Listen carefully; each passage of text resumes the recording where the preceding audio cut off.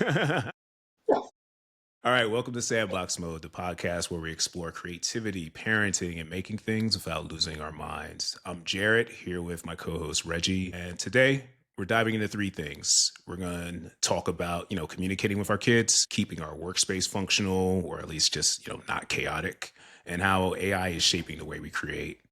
So, before we get started, let's just jump in with a quick icebreaker. So, to open things up, what's something just wild, deep, or just interesting that your kid said to you recently? All right, I'll jump out there. My 9-year-old told me that she absolutely hates one of her teachers.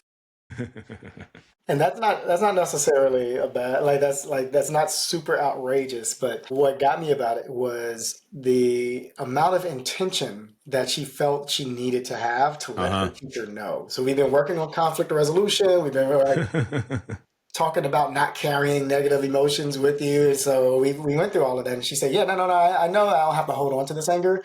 And I know that I can exercise, or I can journal, I can listen to music. I've heard all the things that you've I talked know about. all the methods to calm down. I know everything to do. And I'm choosing. This is what she said that blew me away, because it was how articulate it was. She's like, Yeah. I'm choosing this anger.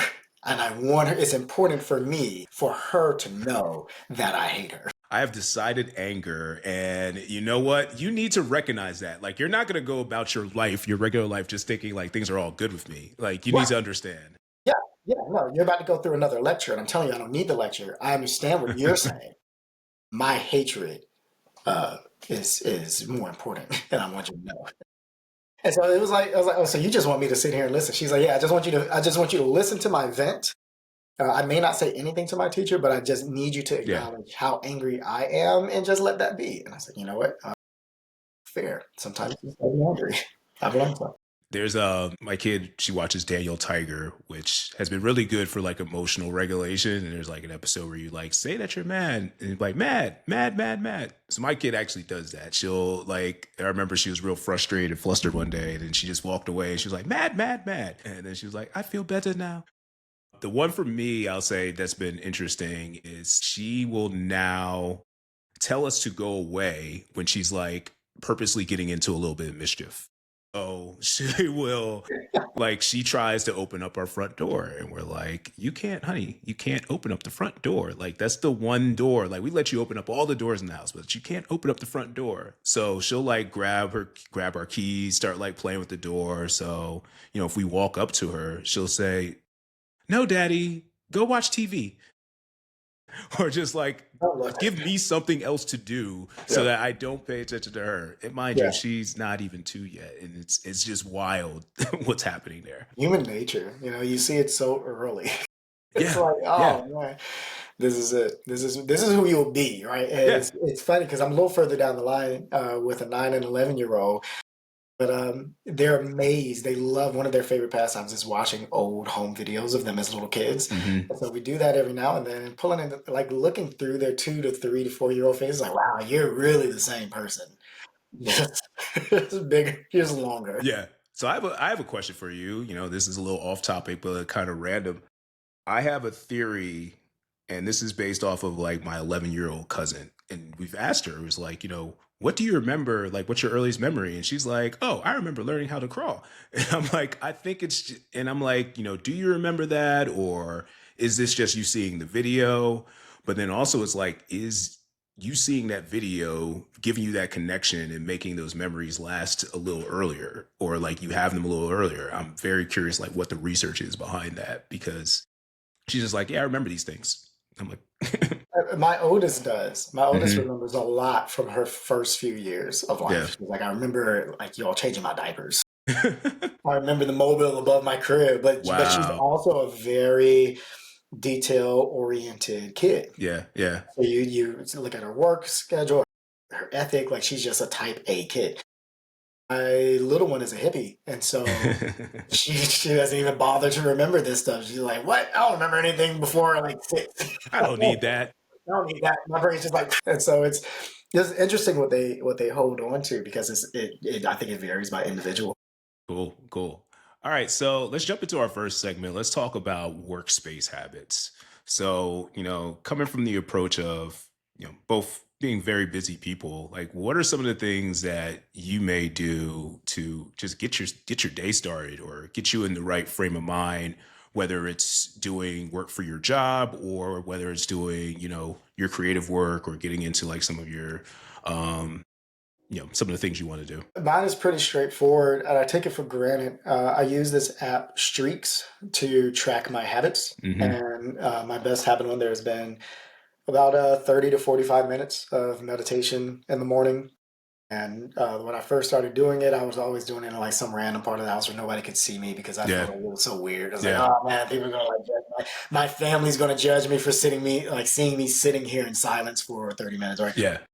But eventually they just grew used to it. Now in the mornings I meditate anywhere in the house that I can just get comfortable in. And sometimes the kids join me. I see my wife is doing it now. And it really That's great. has this sort of like had this sort of effect, this ripple effect in the house where my kids are like, hey, I am not in a great place. I'm gonna sit down and just kind of like focus for a minute. And I was like, I'm not teaching you how to do this. You're just kind of replicating it. And so I love that ripple effect. But for myself personally, my morning really hasn't started until I meditated. Like I'm Yeah. off. Like if I have to like jump up early in the morning and handle something, like it's the first thing I do when I get back home, and that's when my day starts. And for me, that's been important because as much as I try for my mind not to drift in those sessions, it does at first before it goes into a more mindful state. And so those first few minutes end up being time where I end up prioritizing my day and Yeah. things that I Yeah. thought were important and are not sync, and the things that I was putting off but really are important tend to rise up. And so it's just me walking into a day with a fresh set of lenses that ends up really informing the rest of my day. And that's it. I mean, other than that, when I sit down Yeah. at a desk, it's make sure I have some water or some coffee, make sure I have some music going, and then I jump in, and that's it. I mean, what's interesting about that, and I feel like when I first learned about meditation and like how to meditate and like start taking like some classes around it, they were like, don't stress that that may be happening, that you're getting out like those thoughts. Like that is part of the practice. Like you don't immediately just jump into like, this next level, this next plane. Um, yeah, I think for me, I've started doing a lot more like active things that bring me into like a meditative state. So like even a big thing for me is I do a lot of brain dumping into my journal. And that's really where it is about like literally just get everything out of my head, everything that's on my mind. Like I like doing that. And I've been starting to do that combined with my to-do list. So it's like I may be like cussing something out or like real pissed off, and then I'm putting like a little checklist box. It's like also, and do that. Like this is your feeling about it, but then also you got the feeling out now. Now you can do it. But then overall, another thing for me that I like to do is I like to like clean my space and reset my space pretty much every day. And what's interesting is, I'm a big fan of the producer Jay Dilla. I read his book. There's a book called Dilla Time, and they talk about a lot of like his creative habits. And one of the big things for him as well was, he would basically clean up his whole entire space. They said like his friends of his and everyone that he's worked was like his space was immaculate. He was dusting, he was cleaning.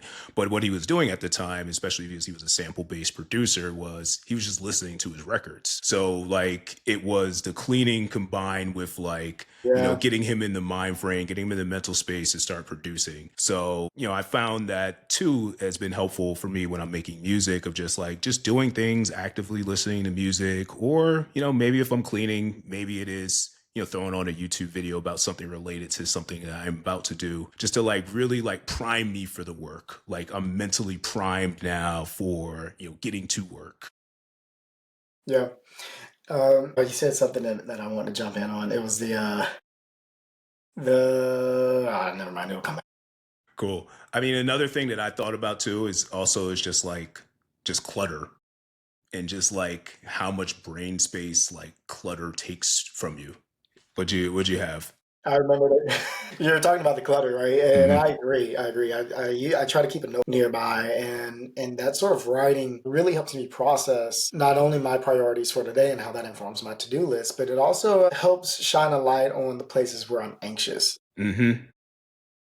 It's always funny to me when when I do the brain dump that the things that are giving me the most anxiety are the most mundane items in Yes. the house, right? Yes. the laundry, Yeah. the dishes, right? Like these things are weighing on me, but not in the forefront of my mind. Hmm. I wake up and I'm thinking about the presentation I have later on that Yeah. afternoon.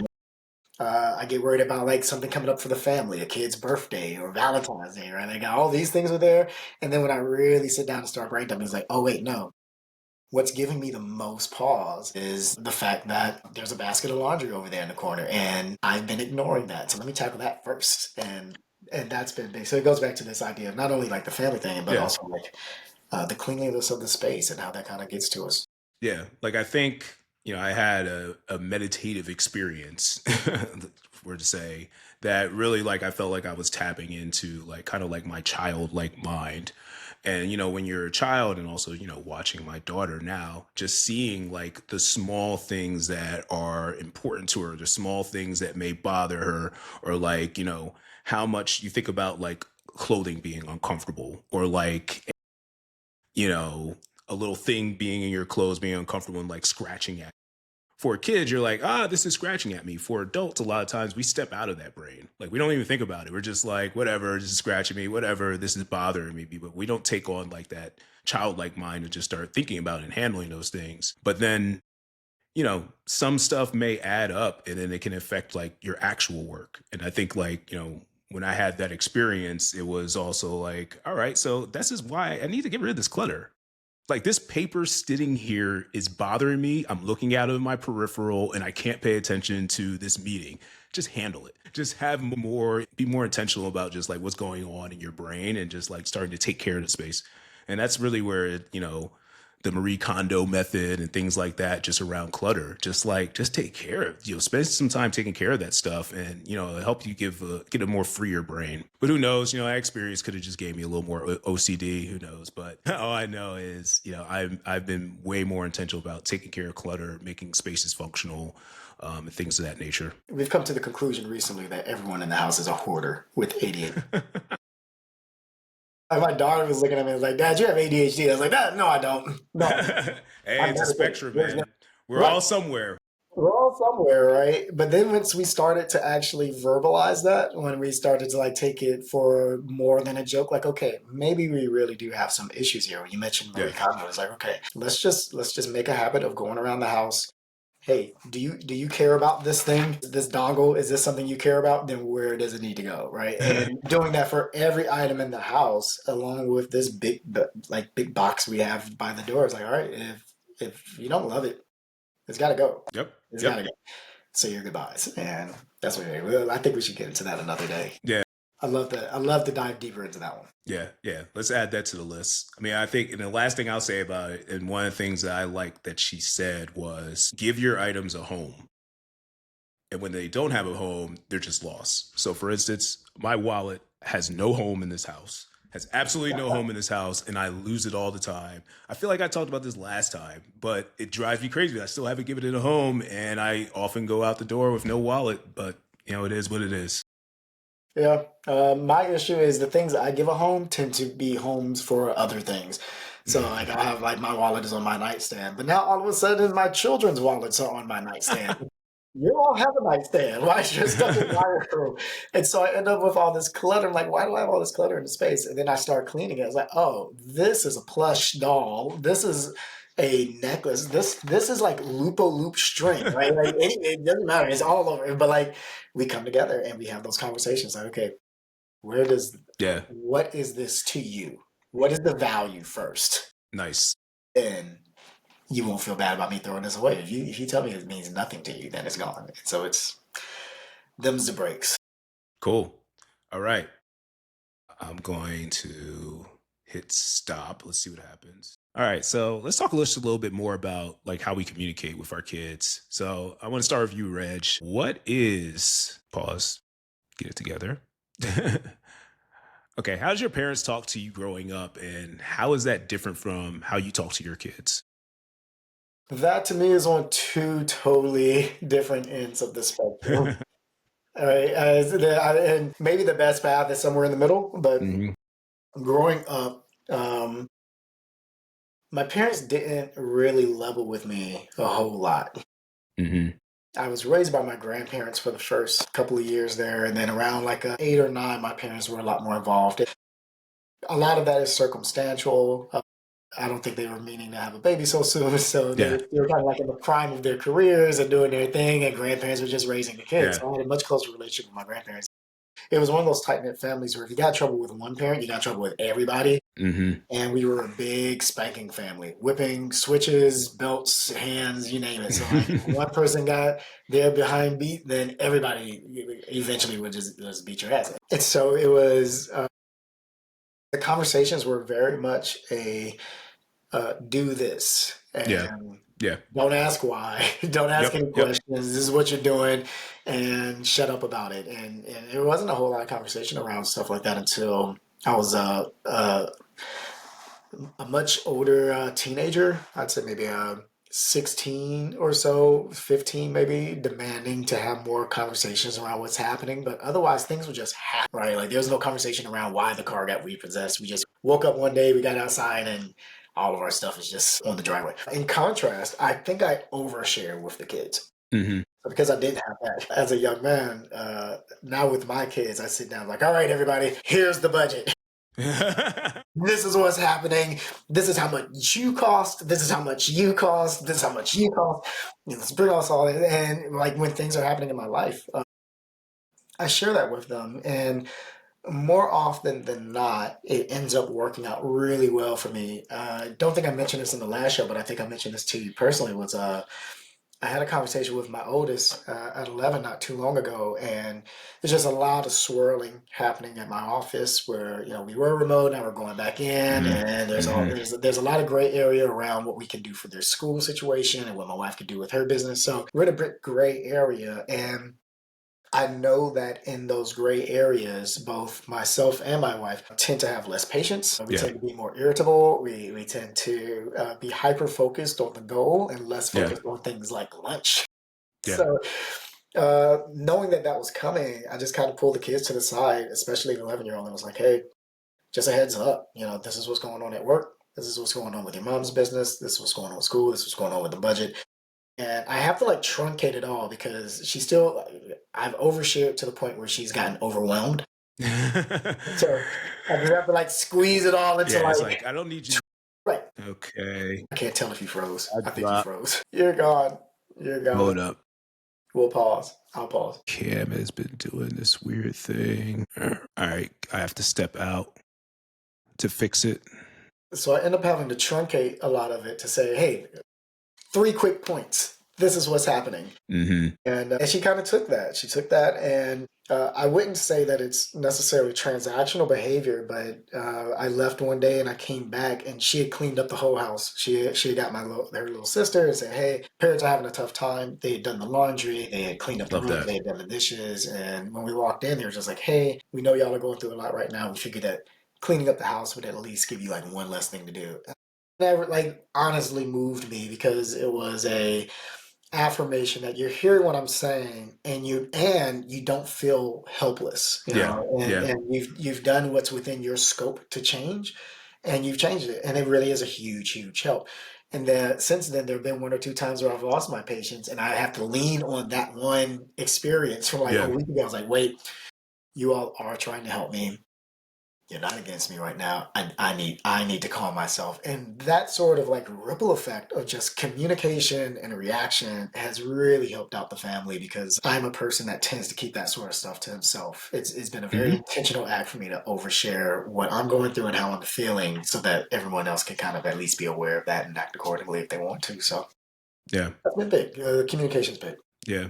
I mean, I think, it's no indictment to just a prior generation, right? It's literally the way they were raised, the way some folks are still, raising their kids just because. And I think it goes into the authoritarian parenting style versus the authoritative. And then I think, everyone our age was probably came up with authoritarian style, the vast majority, because, there wasn't as much research back then. There wasn't a ton of books for you to read. There really wasn't a lot of information around what's the right way to communicate. And also, I know my dad, he had no time off after having a kid. You just came home and you're like, I'm tired. Just do this. They're like, why are you doing this? You're a kid. Shut up. And it's that's what everyone probably told them before that period. And Yeah, I mean, I think that's, I think that's kind of how I was raised as well. There wasn't a lot of just two-way communication.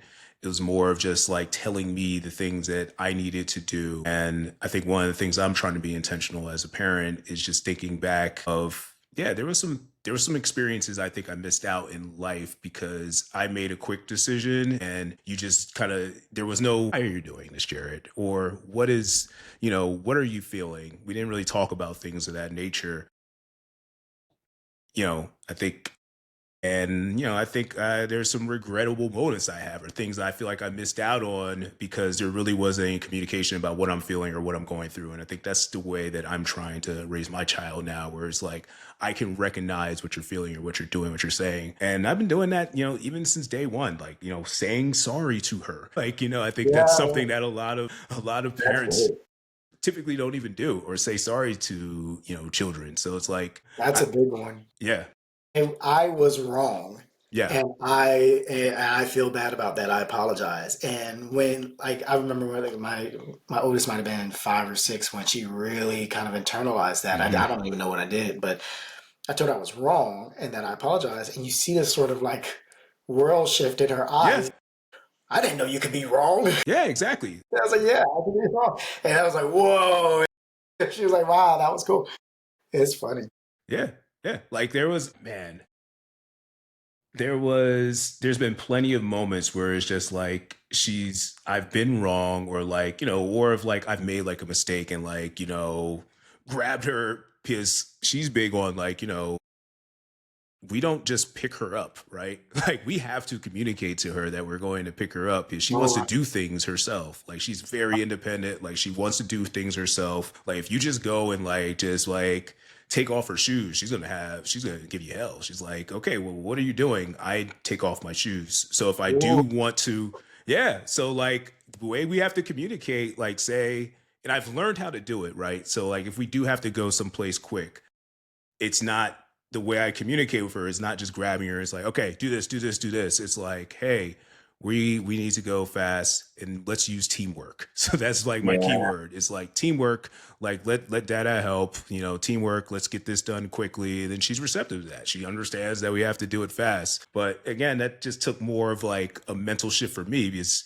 in the older parenting style, it was like, you're two, do what I say, come on, speed up. And I had to just be a little bit more intentional because I'm raising a very independent kid. And it's like, okay, dad needs us to move and we're going to use teamwork. This isn't a moment for us to like practice this new skill.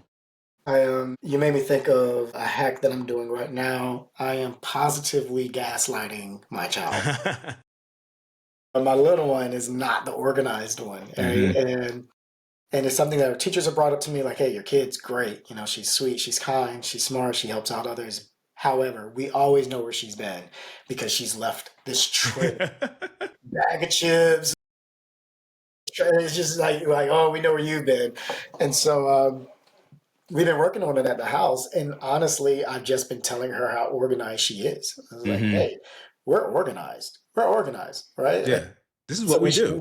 yeah, when she leaves her plate at the table, like, hey, I know you're more organized than this. Hmm. You're an organized kid. Come help me clear the table. She's like, oh, you're right. I am organized, right? Yeah. And so it's now become this sort of mantra of like, hey, kid, are we organized or not? She's like, we're organized, man. And so it's Love still a that. long time coming, but it's so much different than the ass whippings I used to get. Yeah. Yeah. Like I'm gonna son you into this and make you like I'm gonna punk you all the way into having this feeling of what Yeah. you are. Yeah, instead of this, like, I feel horrible cleaning up. I used to cry. I used to Yeah. be a kid that is like, I got in trouble for not having the Hmm. house clean. So I associated cleaning with me being in trouble, right? Yep. Yep. And now to spin that and say, no, this is who you are. This is who you are. This is who I know you to be. And this is who I think that you should see yourself as. And some of that's manipulative, right? This is Yeah. like dark UX over here. But I guess it's a better alternative, in my opinion, than what I had as a Yeah. child growing up myself. Yeah. Like I saw some video probably like on TikTok or something, and they were just talking about like, and who knows, I have no clue if this is actually true. We can look it up after the episode, but they're just talking about like, kids that are rushed all the time and just them developing like anxiety. I'm like, like my memory of going to school is literally just being yelled at for like 30 minutes until I got out the door.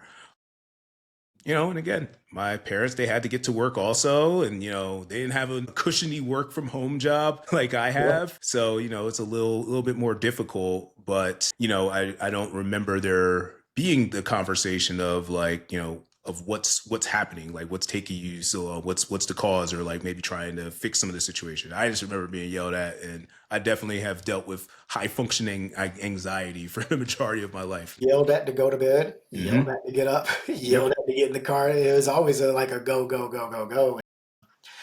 I remember I remember reading a book on time because I was really bad with time, and I'm still not perfect now, but I read this book and they were talking about different options around time management. I had to learn it for myself because I was a kid that was grown up, much like you said, right? Hmm. Hurry up, get in the car, no explanation. We're late, right? We were Yeah. always late. And I remember I was reading this book and it said one of the things that people intentionally are like, or subconsciously they position themselves to be late because they're afraid of being bored when they get to their destination early. Interesting. And so if you're a person, especially if you're a person with ADHD, you get to your spot 15 minutes early and then you're just like twiddling, Yeah. you're like, I don't have anything to do. And then it's this negative reinforcement. I don't like being places early because dot, dot, dot. And Mm, so their whole suggestion was like, keep a book on you, keep a journal, keep crossword puzzles, keep something you enjoy doing on your person at all times. mm, So that when you are early for things and no one else is there, this gives you an extra 15 minutes to study that thing that you're reading up on, or to mm-hmm. get another Sudoku puzzle, or to read another chapter of your fiction novel, right? And since then, that had been my focus, not to kind of hyper concentrate on this, but that's been my talk with the kids instead Yeah. of like, get the hell out the door. We're rushing. It's like, hey, where's your book? We're going to be early. We're going to be early. Get your book, get your iPad, get whatever you want to do to entertain yourself because we're going to be sitting at our destination for 15 minutes. Mm-hmm. What's your idle thing? Mm, I think that changed so much for me. It became my part of my everyday yeah. carry. I need to have something for my idle mind. Yeah. Otherwise, I'm going to be frustrated. Yeah. I I appreciate that book for kind of like enlightening me on that, but it's been cool to see the ripple effects from that into the kids. Cool. Yeah, I want to share with you. There's a Reddit board I like a lot. It's called Science Back Parenting. So I usually find like a lot of like just cool articles, cool like resources. It's all like things that are science backed. Hence the name of the group. But there's this one article around discipline that's actually backed by research. One of the strategies they had on there is called behavioral momentum. So I'm going to read it to you. This is a strategy in which you ask a child to do something they are likely to do before asking them to do something they are less likely to do, such as saying, get yourself a snack and then come get in the car. In other words, you ask them to do a few easy, fun tasks before you ask them to do a hard or boring task. So basically, you're creating momentum for following your directions. So don't believe this would work? Think of the game Simon Says, which works in the same way. Once you get in the habit of following directions or of another person, it can be hard to stop. Huh. I have to try that. Yeah, yeah. That's all right. My current method has been letting them take control of when they do things. Mm-hmm. Like, hey, this is a thing I want you to do. When do you want to do it? Mm. Mm-hmm. And if that's the case, like, oh, I'll do it in 15 minutes. Cool. How are you holding yourself accountable for that? Are you setting an alarm? Do you have a timer somewhere? Like, what's happening? Like, oh, I'll set a timer. Like, cool. That works half the time. Half Yeah. the time they're actually like, oh, yeah, it's 15 minutes. I've done the thing. Or like, I gave myself an extra 5 minutes and then I got to doing the thing, right? Like, cool. Other times the timer goes off and they just, Yeah, I mean, hey, we've been implementing it. We have a timer now, and it's like my big old time timer. And I saw somebody talking about this for like potty training, so that's become the potty timer, and it works. Like the first like positive momentum we've had with like potty training has been around like this potty timer yeah, and like a sticker book. nice. So anytime she hears it, like I don't even have to tell her. Like it can go like we may have forgot like 2 days, but I'll just like, oh crap, let me turn on the potty timer. Turn it on. She hears that beep beep. She's just like potty. It's potty time. And it's like, I'm like, are you ready to go potty? She's like, no. I was like, okay, well, I'm gonna put it on for 5, 10 minutes. Okay. And, it's something that just gets in her head around, doing it. And then, similar to you, of just knowing when I can let go of her doing the things when I want her to do it. And it's like, hey, you know, let's do this. Let's do this in 15 minutes. I mean, they talk about that a lot, like that transition of leaving the park, like being able to Yeah, prime them and not just say yeah, like, oh, we're leaving, get in the car now. It's like, yeah. hey, The timing's big. yeah, we're going to leave. Let me go have, I think someone told me it was like, just go have like a ton of fun with them right at the end. And it's like, okay, let's turn it up a notch. Like, let's go have a bunch of fun. Let's do the slide and do this. And then we're going to go. So, giving them just a little bit. And that goes back to the communication aspect. It's not just like, I'm telling you what to do, when to do it, and it's my way or the highway. It's, bringing them as part of just like the communication and bringing them as part of the family. Yeah, and it's turning into this sort of generation where we are finding positive feedback from collaborating with the kids, Yeah. right? It's Yep. less direct instruction and more Hmm. of a meet me halfway, Yeah. right? I forgot to mention earlier Pomodoro. Pomodoro Hmm. is huge for me when I remember to do it. I keep a timer and say I'm going to focus on this thing for 30 minutes. Yes, next time. And that helps me so much because it's very similar to mindfulness. So it's sort of this like Hmm. double reinforcement. As I start to drift off into other projects, I glance at my clock, and my clock is like, "Hey, you have another 12 minutes for the Hmm. thing that you're supposed to be focused on." Is that thing? I was like, "Oh, let me bring my attention back," and that's just all mindfulness all over again. Yeah.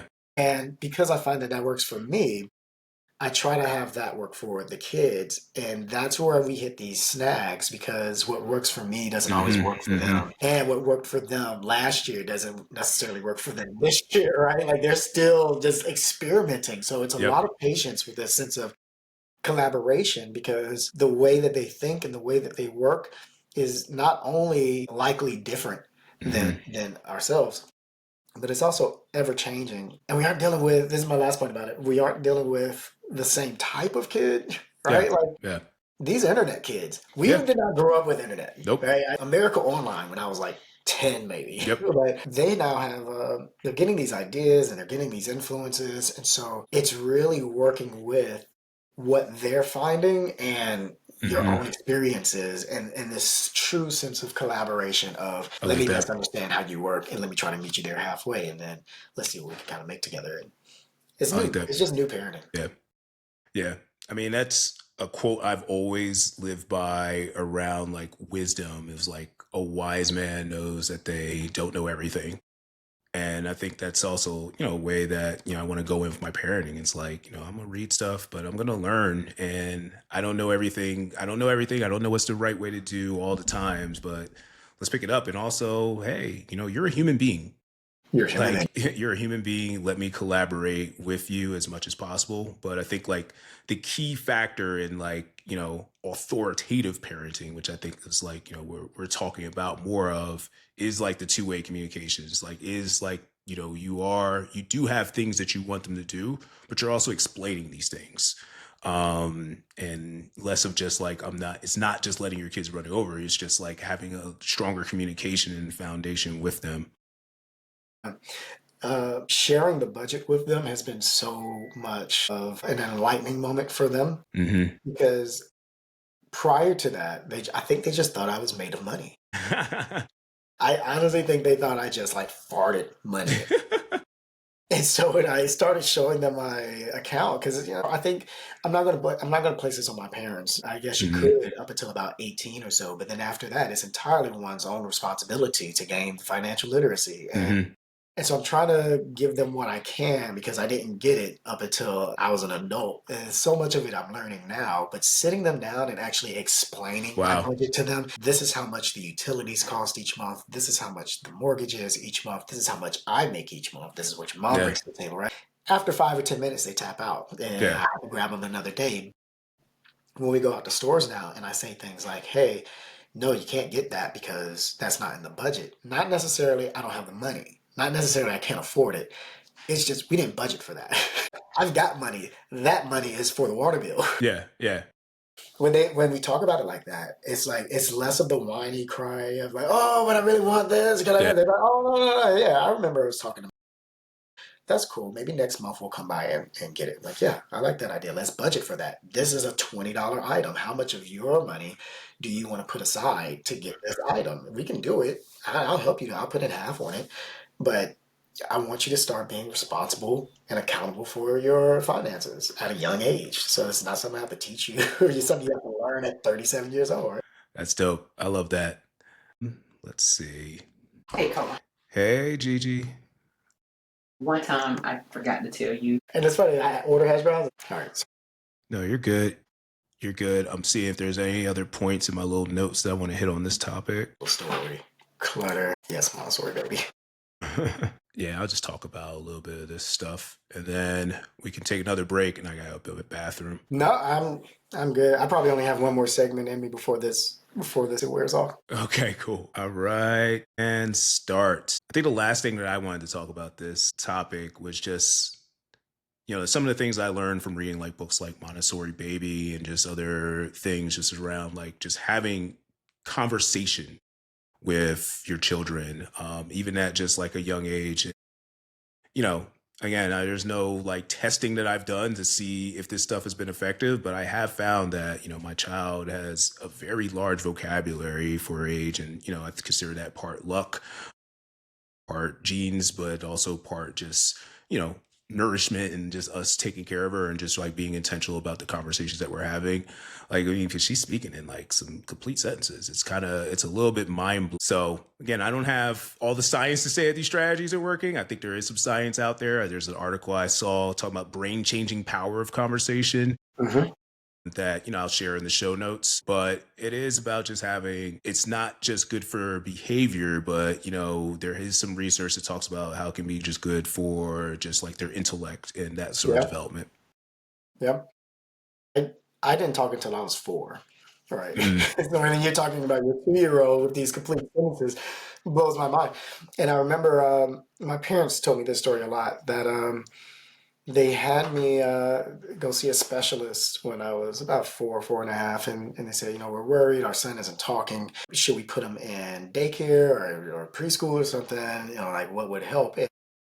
And they responded, and I'm not sure if I was in daycare or not already at the time, but they responded, no, like if he has the option to go to his grandparents, then that one-on-one conversation and attention would do far more for him than being in a classroom with like 30 other kids and not getting that attention, not getting that back and forth, right? And sure enough, right, like talking with my grandmom, talking with my grandpa, like at that younger age, sure enough, like my language started to come around and it was fine. But you talk about this sort of part of this article was the baby talk, right? Mm-hmm. When we start to mimic what they do, we end up limiting their language. Yes. So just talking to them as you would a normal person, and they end up understanding more than they're able to verbalize. Yeah. Then it's this sort of reciprocity of input, and I'll figure it out, and then output as best I can over the course of months or years. But it's I think it's a big deal when you start talking about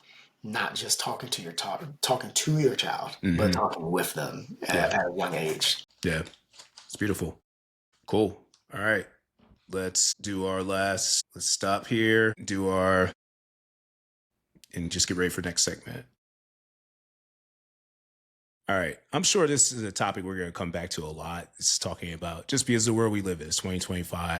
There's AI tools for everything and just AI and creativity. But what was interesting, there was a quote from a podcast. There's a company called Suno, back up a bit. There's a company called Suno that is an AI music creation tool where you put in prompts and you pops out songs. They're actually being sued because, what the training data was. The training data was all of recorded music history. So CEO was on a podcast fairly recently, and I'm going to read to you the quote that, got a lot of people up in arms. Was, we didn't just want to build a company that makes the current crop of creators 10% faster or makes it 10% easier to make music. If you want to impact the way 1 billion people experience music, you have to build something for 1 billion people.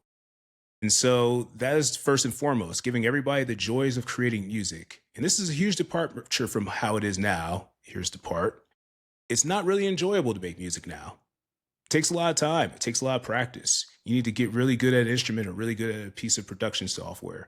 I think the majority of people don't enjoy the majority of time they spend making music. So that quote, you know, was big. I mean, I think a lot of people, especially, coming from a company that, trained off of like the whole history of recorded music, it seemed has kind of a misunderstanding. I think, just for me personally, some of the greatest joys I've had has been in the process. And then when you think about like good art, a lot of it comes when having enjoyable process of creation and making. And, as a person that's learned how to make music over the last couple of years, there are just so many fantastic tools that have made my life easier, made it easier for me to create music, versus, having a tool where you prompt and you get the output. And I think that's been just a thing for me, just in like playing with some of the AI tools. Like I have a difficult time with the things where it's just like the core end result and having the thing be the prompt just giving me like the core end result and not doing anything with it. I think that's one of the things that gives me pause. Again, I'm still undecided on like how I feel about everything in this world that we're in here. But, the prompt giving you giving you the complete end result without any human hands touching it, sometimes that feels weird to me. And also, I think just that quote is just so, to me, it just feels a little bit misguided on just understanding creators, understanding makers. But you're hearing that. What are some of your thoughts on that quote? I've been really trying to listen with an open mind to obnoxious people. Yeah. When I see the current political landscape, it's like, okay, y'all are hearing something I'm not hearing. Yeah. Yeah. You all are having an experience that I'm not experiencing. And I'm curious as to what that is. And so I'm trying to, like take my first knee-jerk reaction at comments like this and really dig into what it is they're trying to say. I'm really trying to give like benefit of the doubt. And I shouldn't. But that's just who I am. Yeah. And I'm okay with that. So it's when I hear this, it makes me think when I hear about not only AI in music, but when I hear about this, I've been playing around with Runway a lot lately. Been playing around with my relationship with ChatGPT is a lot around coding and game dev. When I hear about these AI tools, I believe that the entire creative landscape has shifted. Yeah. And absolutely. Every creator is going to have to embody this in some way in their tool set. And it makes me think back to prior jumps, right? I think about Dr. Dre for some reason. I've never seen Dr. Dre play drums. No, I've never seen him on a drum set. And that's not to say he does or doesn't, but he uses a synthesizer. And a synthesizer came out, I would imagine had the same sort of feedback of, you're not on no bass. Samplers came out and everything. Like every jump in technology has had like some level of pushback. Has had this level of pushback. And then you also find savants that take it and create this like new thing. But it's always this sense of like a human touching it, right? And so now you have this and now you have like your prompt makers out there, right? And now with a series of prompts, if they create something great, I don't think it's any different than a synthesizer now where yes, you're not hitting the notes on a keyboard like you used to, on a piano. I mean, some people still are, but I think this is just a new tool. And I think the market hopefully is big enough to accommodate all of it. My thing messed up, but I think we got your whole comment. So just hold tight. Let's see. Hopefully I don't have to restart it. I need to tell them that their camera. Can you hear me though? Nope. All right. I don't know why Riverside hates you. Well, this time I know what's going on right now. My camera timing out, and then it just like messes up everything. I'll wrap up the last bit I was saying. It was it's a new tool and we'll see how the market responds to it. I think that's the biggest, the biggest element of this is you're seeing people, the market itself, rejecting a lot of these AI situations, AI content. However, I think if people find a really creative way to bring more humanity to their AI creations, then maybe it's got legs in the future. Who knows? But I think that's my big thing is a new tool. We'll see new artists, we'll see new content creators come out with new forms of entertainment and new mediums. And I don't think that gets rid of more traditional mediums. I think it just adds to the landscape. Yeah, that's where I think like some of the quotes or like some of the things, because I think some of us are going into like just this landscape with just a more open mind around just understanding the tools, understanding the creation. I think at the end of the day, you know, trading your stuff off of all of recorded music history and nobody else getting paid for that, there's definitely to me is an ethical problem. But also it's like, hey, this is the world we're in. Like we got to understand how things work and operate. I think it does come down more to just his quote around like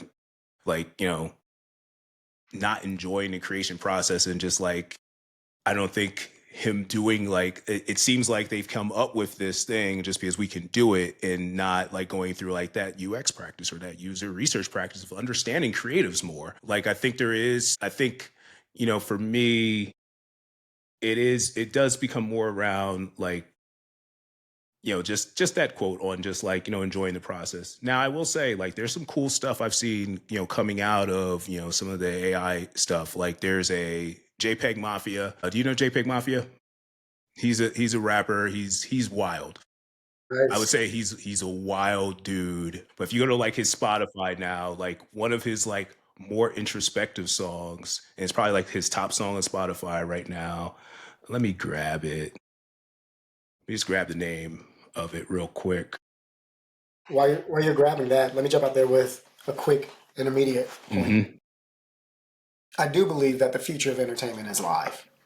Mm-hmm. Right, like you listen to a lot of these artists now, your most popular artists, right? You listen to some interviews with Tyler the Creator or like any of these guys, and they're like, uh, they say most of their money doesn't come from the streaming Oh anymore. yeah. Oh yeah. It's Yeah. coming from the concert, and you can't AI a concert. Yep. Yep. And we've talked about this before. I've been kind of dabbling in and going to plays, and I'm hearing that from folks that are coming out of these plays. Like, hey, I'm enjoying this more than going to the movie theaters, right? I'm enjoying the live play. I'm enjoying the live concert. I'm enjoying this.